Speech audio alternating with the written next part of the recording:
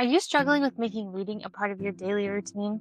Trust me, I know there's a lot of things you have to do in your day, and reading can feel like just one more thing on the to do list. I'm Sarah, a reading intervention teacher, and today I'm going to walk you through a few simple tips for adding reading to your everyday schedule without it feeling like an extra task. So, the first idea is that you want to read aloud anything that you're already reading. As adults, we read maps, we read recipes, we read the newspaper sometimes, we read the news on our phone.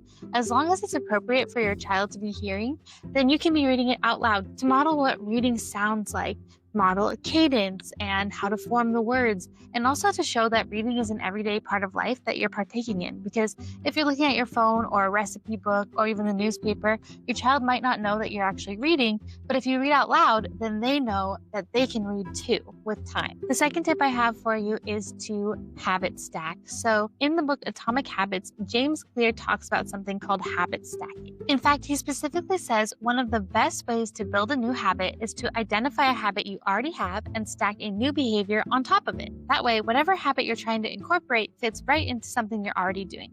So for example, if you have a bedtime routine with your kids where you give them a bath and put them to bed, then just add reading right in the middle of that. Give them a bath, read them a book, and then put them to bed. This way, it fits right into your schedule, it becomes part of their daily routine, and it doesn't feel like an extra task for you because you are already doing the bedtime routine with your child.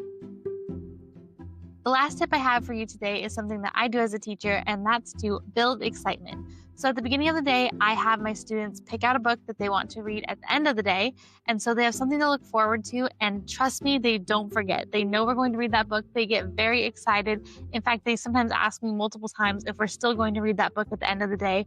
You can do the same thing in your home. So lay out a couple of books in the morning, or have your child walk over to their bookshelf and choose a book that they would like to read that night during their bedtime routine. All day, they'll be thinking about reading this book with you.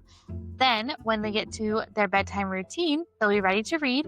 And it might also make your bedtime routine go a little bit easier because they'll want to take their bath so that they can read their story. And then hopefully they'll be ready for bed after that. So I'd like to know what books you're going to be reading this week with your family.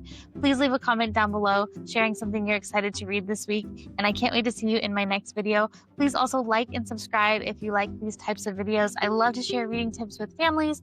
I think reading is an amazing skill to have, and I want to help you make it part of your daily routine in a way that isn't stressful and is actually a lot of fun. Thank you for watching. Bye.